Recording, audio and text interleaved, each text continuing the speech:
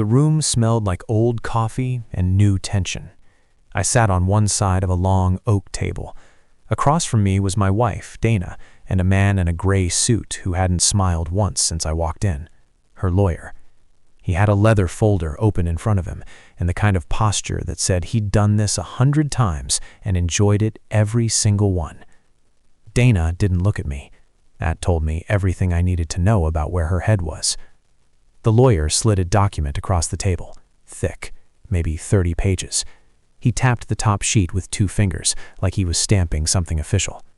"This is the settlement agreement," he said. "We'd like you to review and sign today." I looked at the cover page. Then I looked at him. "Today?" I asked. "Today," he said. "Sign it, or this gets significantly more complicated for you. You stand to lose the house, half your retirement, and your share of the rental property." He leaned back, like he'd just played the final card. I picked up the document, flipped slowly to page 2, and that's when I smiled. Not because I was happy, not because any part of what brought us to this table was funny. I smiled because I had read every word of that document 2 days ago, and I knew something neither of them did. But we'll get there. Dana and I met 11 years ago at a mutual friend's backyard barbecue. She was funny, sharp, the kind of person who could talk to anyone and make them feel like the most interesting person in the room. I fell for that first, the ease of her, the way she made everything feel lighter. We got married after 3 years of dating. No rush timeline, no pressure from either side. It felt like a decision we both arrived at naturally, which made it feel solid. And for a while, it was. We bought a house in our 4th year of marriage, a 3-bedroom in a quiet suburb, the kind of neighborhood where people wave from driveways. 2 years after that, we purchased a small rental property as an investment. Nothing glamorous. A 2-bedroom condo 20 minutes away that covered its own mortgage and then some. We weren't rich, but we were stable, intentional. We had built something real. Before the wedding, both our families encouraged a prenuptial agreement. Neither of us fought it. We saw it with a lawyer, worked through it honestly, signed it, and filed it away. We never talked about it again. That was our first mistake. The first sign was small enough to explain away. Dana started working late. Not every night, just enough that I noticed a pattern forming where there hadn't been one before. She'd been in the same marketing role for 4 years. The hours had never changed. Then suddenly they did. I asked once. She said a new client was demanding. I believed her. The second sign was her phone. She'd always been casual about it, left it on the counter, face up, never thought twice. Then one evening I walked into the kitchen, and she flipped it over before I could see the screen. The movement was fast, automatic, the kind of reflex that doesn't come from nowhere. I didn't say anything. The third sign was the distance. Not physical, emotional. Conversations got shorter. Dinners got quieter. She stopped asking about my day, and I stopped expecting her to. We were sharing a house the way strangers share a waiting room. By month 8 of this, I had stopped trying to explain it away. I started paying attention instead, carefully, quietly, without tipping my hand, because something in me already knew that when the truth came, I needed to be ready for it. The company dinner was Dana's idea. Her firm was celebrating a major account win. Spouses were invited.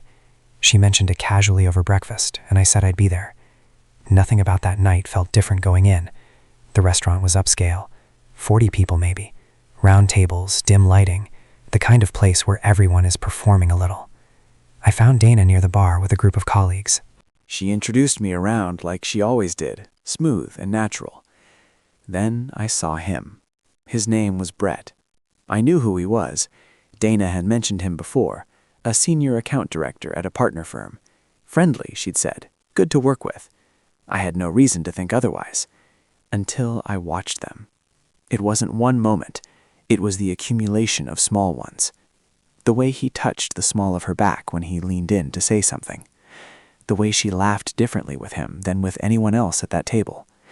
The way she didn't look for me the way a person looks for their partner in a crowded room.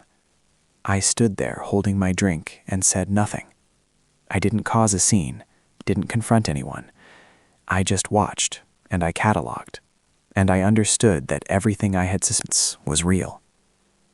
The drive home was silent. She thought I hadn't noticed. That was her second mistake.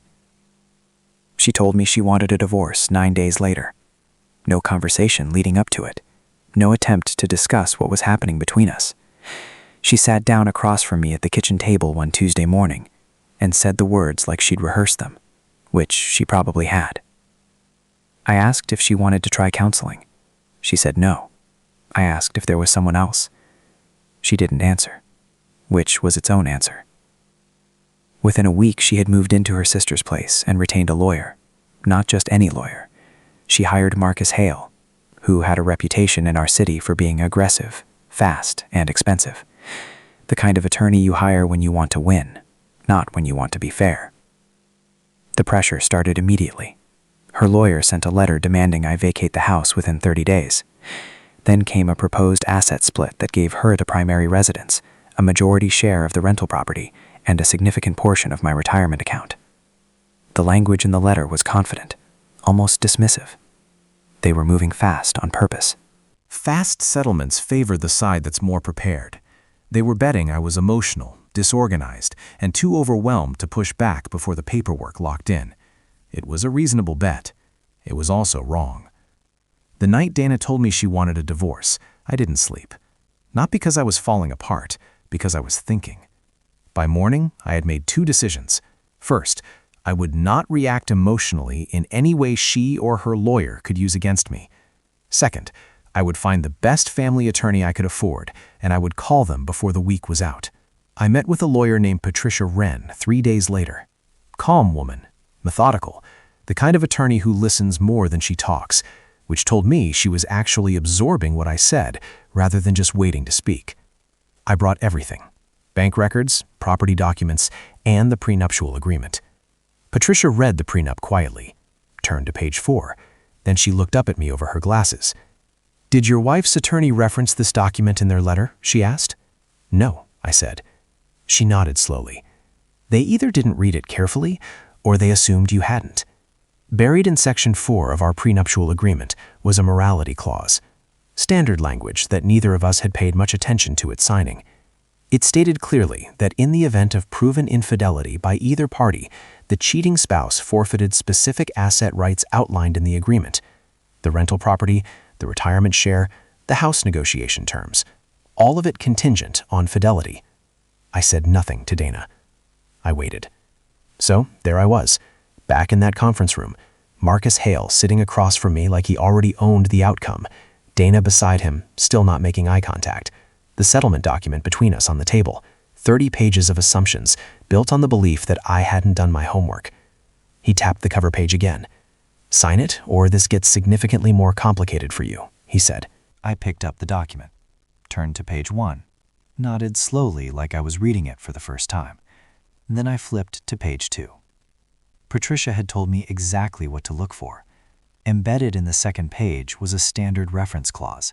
It acknowledged that the settlement was being entered into under the existing terms of the prenuptial agreement dated 11 years prior. A formality, the kind of line that gets skimmed over in a rushed signing. Except it wasn't a formality. It was a door. I looked up at Marcus Hale. "This references our prenup," I said. He nodded, confident. Standard language. "Did you read the prenup?" I asked. The first flicker of something crossed his face. Not panic, just uncertainty. The kind that comes when a person realizes a conversation has shifted direction without them noticing. I slid my copy of the prenuptial agreement across the table. Section 4 was tabbed and highlighted. Dana finally looked at me. I smiled. Not with satisfaction, with exhaustion. "I'm not signing today," I said quietly. "But I think we need to start over." The meeting ended without a signature. Marcus Hale asked for a recess the moment he finished reading Section 4. He and Dana stepped into the hallway. I sat at the table with Patricia and said nothing. We could hear muffled voices through the door. Not words, just tone. And the tone was not good for their side. When they came back in, something had shifted. Hale's posture was different. Still professional, but no longer dismissive. He set the prenup down on the table carefully, like it was something that needed to be handled with more respect than he'd given it 20 minutes ago. "We'll need time to review this in full," he said. "Take all the time you need. Patricia said. Dana looked smaller than I had ever seen her. Not weak, just reduced, like the version of herself that had walked into that room with all the leverage had quietly left, and someone quieter had taken her place. The aggressive demands disappeared within the week. No more 30-day evacuation notice. No more majority claim on the rental property. No more reaching into my retirement account. Her legal strategy had been built on the assumption that I would sign before I understood what I was signing away. That assumption had cost her significantly. We entered mediation 2 weeks later. The terms reset to something closer to what the prenup had always intended. Fair, documented, enforceable. She didn't fight it. The divorce was finalized on a Thursday. I kept the house. The rental property was sold and divided according to the prenup terms, which meant her share was significantly smaller than what she'd originally demanded. My retirement account stayed intact. The settlement was clean, documented, and done. Patricia shook my hand outside the courthouse, said I'd handled it well. I thanked her and meant it. Then I sat in my car for a long time without starting it. Because here is the thing nobody tells you about winning a divorce negotiation. There is no real winning. You walk away with more than you would have, but you still walk away. From 11 years. From a house that used to feel like a home. From the person you stood next to and made promises to in front of everyone you loved. The morality clause protected me legally. It didn't protect me from any of the rest of it. Dana made her choices. Her lawyer made assumptions. I stayed prepared, and it mattered when it counted. But none of that erased the 8 months of distance, the dinner where I stood holding a drink and understood my marriage was already over, or the Tuesday morning she sat across from me and couldn't even answer a direct question. Some lessons cost everything to learn. Know what you signed, know what you're owed, and never let someone rush you into surrendering what's yours just because they're louder than you. I started the car, and I drove home.